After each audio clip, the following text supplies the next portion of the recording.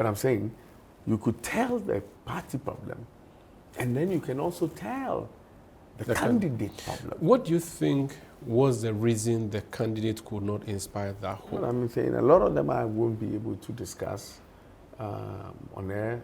Several of them are captured in the Okwe report, and there's good reason why the party decided not to make the Okwe report public. But a lot of them is captured there, and I'm not clothed to come and say some of them here. So we can rest that matter. But what we cannot rest is the outcome of the results. So the question is, if you knew at the time and you are a leader, you should have foreseen this challenge as NPP members, and you as a person, you should have stood up the last time to contest and say, the situation we are in, Bryan Acheampong is the savior. He is the one who can calm the waters.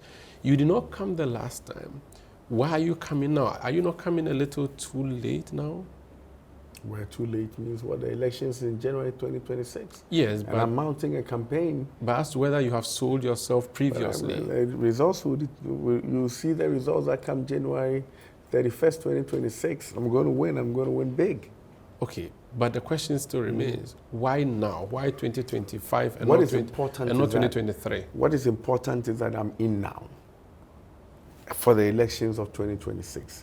What ifs begin to go into quadratics, and I don't think that's really what we want to do. What do you say to critics who say, oh, Bryan is just testing the water so that if things don't go well, he would come back in 2028 and 2032, and that for now is just doing commentaries? Those are not from critics. Those are people making pedestrian comments. I'm in to win the elections. You're very confident. Yes. I'm going against a former vice president. That's big. We have profiled, not polled, 190,000 delegates profiled. And when I say profile, I mean at City FM, you know where these people belong. You know this person, if elections are held today for who to be general manager, where this person is likely to vote for, who this person is going to vote. You know that. Yes. Even when it comes to MPP, NDC, CPP, at City FM, you know where people are likely to vote, and you know who the independents are. Me, I have profiled 190,000 people with military precision. And I can tell you that if the elections are held today, I will win. The polls, Musa Dankwa has become one of the most trusted pollsters, the Global Info Analytics. You are not doing that well on his rankings. There are 209,000 people going to vote. According to Musa Dankwa, he's polled 3,000 of them. Sampling. No, but I'm saying, in my constituency, that translates to 12 people out of 800. If you poll 12 people in Abitifi out of 800, is it representative? Yes, if you did it with mathematical precision like the statisticians do, which he said he has done. If you poll 12 people in Abitifi out of 800, can you predict with that? It depends on how the sampling was done. Let's move on. This is Face to Face on ChannelOne Television. My guest is Dr. Bryan Acheampong, NPP Flagbearer aspirant and hopeful. I am Umaru Sandamado. When we come back, what is his track record in private life? He's told me that, but in public office, what has he done? For which reason the NPP should entrust him with its flag? Please stay with us.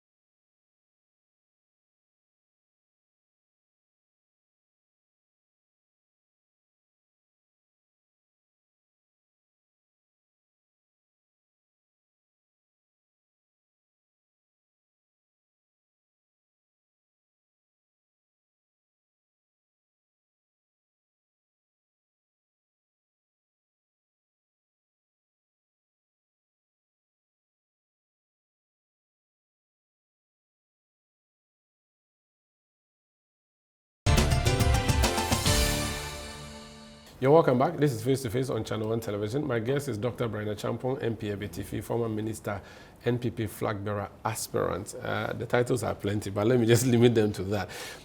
What is your track record in public office? Well, I think I listed them.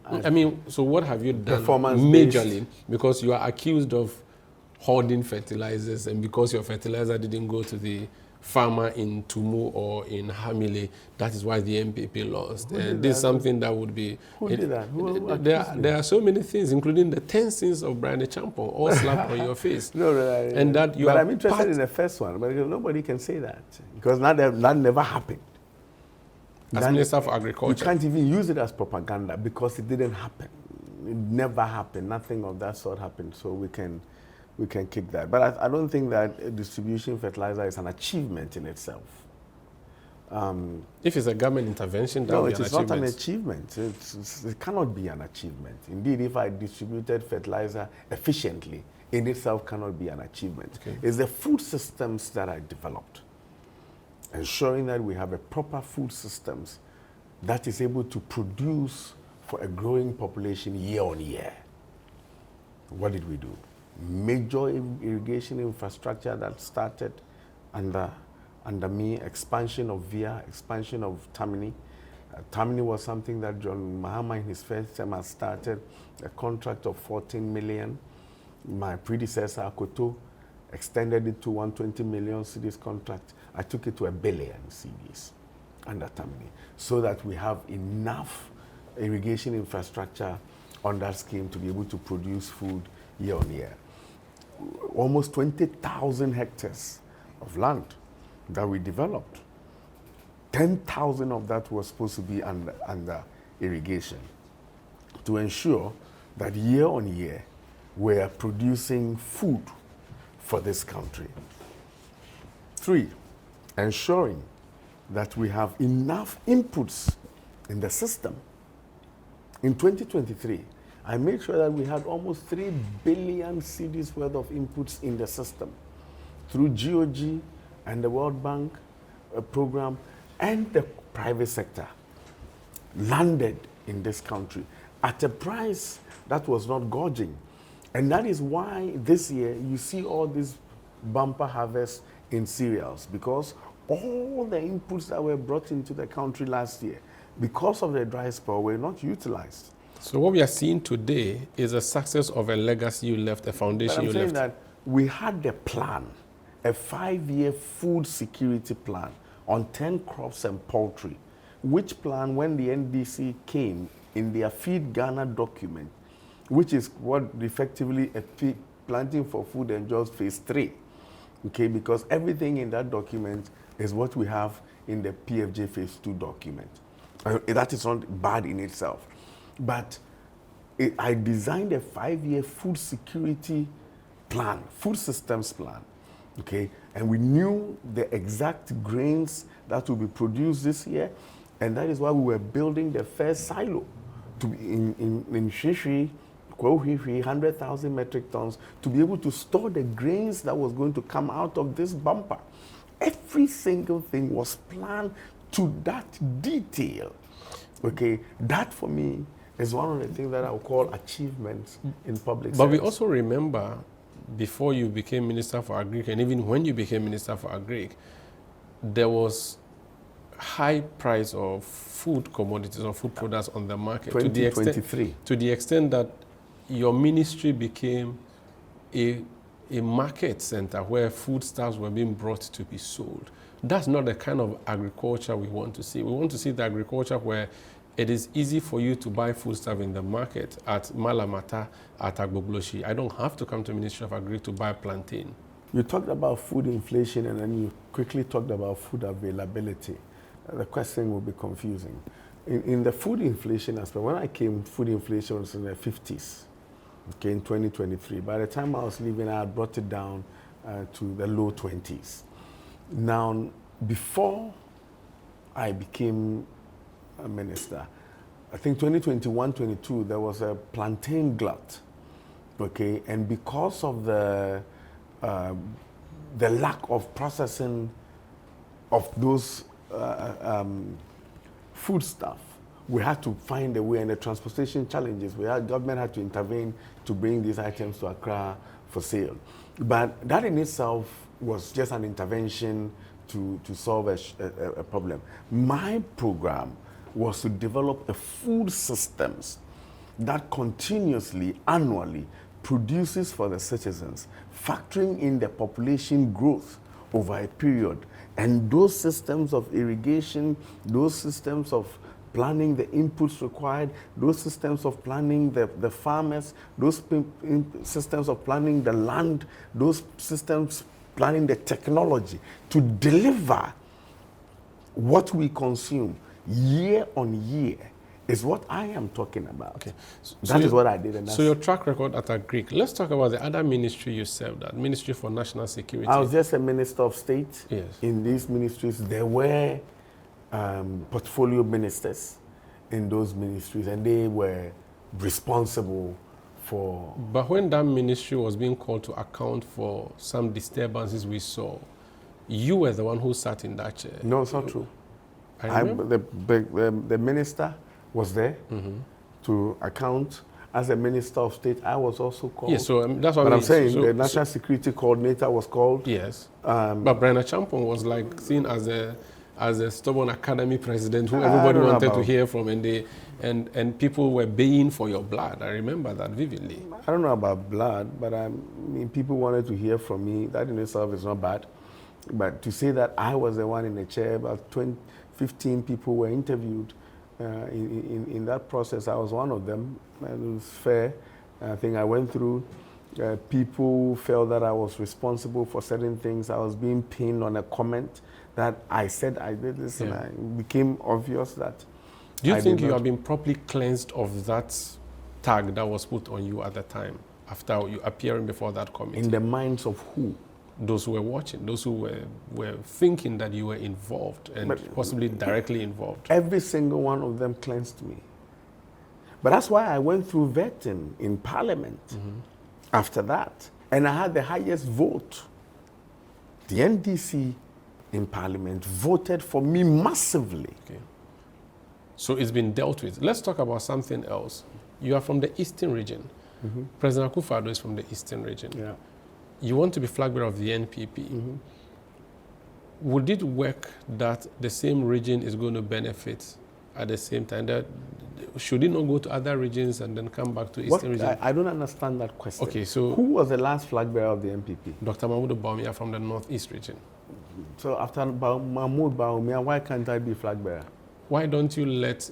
Okay, so there's this view that there's Dombo, Dankwa, Buzi. Whose view? Those are archaic... They don't hold that your party is a national party. Look, we are moving forward in our life. That you're a national party built on those three, and that if this one benefits, there's an unwritten rule that lets this... Aka, Males, Emisata, Nana, 4. That's NDC. No, but I'm saying 4.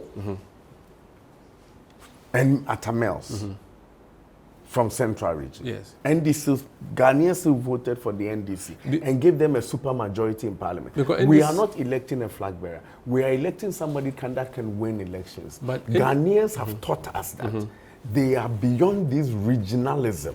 They are looking for competence. But they are looking for delivery. But we always consider bold these things. Leadership. If the Ghanaians considered this, they wouldn't consider NDC after selecting 5 vice presidents from the Central Region. Because NDC is Rawlings' party. No, but I'm NPP saying, is three-people party. The electorate are Ghanaians. Yes. I said the NDC has selected 5. I'm saying that 5 vice presidents have come from the Central Region. Okay, a president has come from the Central Region. That is not an issue. It tells me that Ghanaians are not thinking about that. In any case, the current president is from the northern half of Ghana. Are you saying that after that we cannot go back to the north? It's an unwritten rule. But no. So are you writing Bawumia off? No. That's be a terrible thing to do. I am saying that it's an unwritten rule. That's in the NDC. An unwritten rule that what?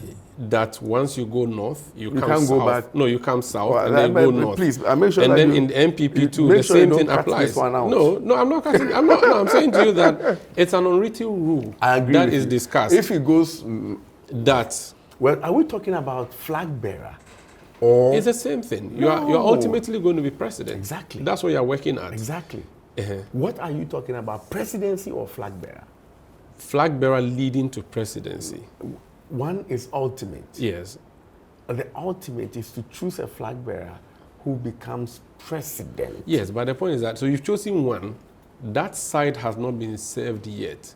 So allow that side to be served before the thing rotates to the other regions. You are talking about within MPP. Yes, within MPP. We MPP as a political party, we exist to win elections with the best candidate. You don't care where the candidate comes from. No, who do you? Nobody does. We want to win elections, and at any elections, we will put our best foot forward. There's a view that NPP is an Akan party. Do you agree? We're a national party. We have votes from everywhere in this country. Do you think you can win an election as NPP without a candidate being Akan? Yes. You believe so? Yes. The issue of endorsements, we are told that former President Nana Addo Dankwa Akufo-Addo supports you. Is it true? I'll be very happy if he does. He has not told me. He has not told He you. has not said it anywhere. But I'm campaigning throughout the country. Who is endorsing you? We've seen members of parliament endorse How many one of them? candidate. How many of them? No, I mean, I don't want to use number. I'm just saying that, but we've seen many of them. You are generalizing into a certain propaganda. No, let me land. We have seen communication being put out. Oh, so many people have endorsed this person. So many people have endorsed this person. Who are the people endorsing Dr. Bryan Acheampong? I have been endorsed more than all the endorsements that you have seen. In Parliament? But how many parliamentarians have endorsed somebody? How many of them? How many of them? There are 209,000 delegates. How many, if you put all the endorsements publicly that have come out, DCs, MPs, individuals, coordinators, MPs. I'm saying, if you put every endorsement publicly that have been made by me, by my supporters, publicly, by Kennedy supporters, publicly, by Bawumia supporters, publicly, Educhum and Kennedy, Kwame Acheampong, all the endorsements that has been made publicly, if you put it all together, it is not up to 500. What's your point? My point is that there are 209,000 delegates. Who are all directly connected to these 500 No, it is people? not true. It is not true. Do the 500 people not It play is roles? not about the 500. If you're an MP, for instance, do the people in your constituency not subscribe to you? No. In the last election, my constituency, I supported one candidate. Close boys, as we call them, of mine. I asked them to go and vote for a particular candidate. They didn't. They said they won't do it? They said they would do it. On the grounds, I saw them doing something different. So it's not automatic that if an MP supports a candidate, the whole constituency supports him. No. Why would we then even waste our time? We will focus on just getting the MPs. Absolutely not. You went around the regions. You have given me earlier statistics suggesting that you did not fare well as a party in the last election in certain regions. I'm interested in that statistics. Your point is that it's the candidate that causes defeat. And yet, we have also seen regions where you have lone MPs. For instance, where Dr. Gideon Boako is, he's the only MP from that region. It would be unfair to even misquote me. Did I misquote you? That the candidate caused the elections. I'm saying that he takes some responsibility Okay. for the defeat.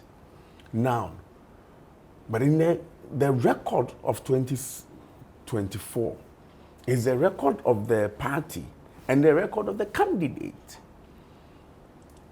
Do you understand? And in 7 regions of this country, presidential, 7, NPP did not get a single constituency, 1. But in those 7 constituencies, we won some parliamentary seats. But we could not win a single constituency in 7 regions. Volta, Oti, Upper East, Upper West, Savannah, Bruno East, Western North. We could not win a single constituency. MPP's Western region, presidential, 17 constituencies, presidential, we only won 1. 1. Central, 23 constituencies. Presidential, we won 2. Greater Accra, 34 constituencies. Presidential, we won 2. 2. Parliamentary, we won 5. But presidential, we only won 2 constituencies in 34 constituencies. Our candidate is from Northeast, 6 constituencies. John Mahama is from Savannah, 7 constituencies. John Mahama came to Northeast and won 3 of the 6. We couldn't win a single one in Savannah. We have 88 seats in parliament. We had. In the parliamentary, presidential, we only won 77 constituencies. 199 constituencies in this country. Presidential, we couldn't win 1. 199. The record and the scale of loss when you go in, it's difficult. You see, Akufo-Addo lost. And I'm one of the people that supported him to go again. And it was simple. From Kufuor, even if they lose elections, their vote trajectory is north. Kufuor lost 1996. He got more votes than Adu Boahen. We repeated in 2000. He won. In 2004, Kufuor got more votes than he got in 2000. But he couldn't go again. In 2008, we brought Akufo-Addo. Akufo-Addo's votes were more than what Kufuor got in 2004. It went up. So we repeated him in 2012. Akufo-Addo's vote in 2012 went up more than what he got in 2008. We repeated him in 2016 and he won. And if you remember, Akufo-Addo's votes in 2020 was more than what he had in 2016. At the peak, 6.7 million votes. In 2024, Akufo-Addo and Kufuor, they lost elections, but at all times, their votes went up. In 2024, at the peak of Akufo-Addo's 6.7 million votes, even if we're going to lose, we registered 2 million additional people. The vote should get to 7 million, 7.1. Then we know that we went up, but we still lost.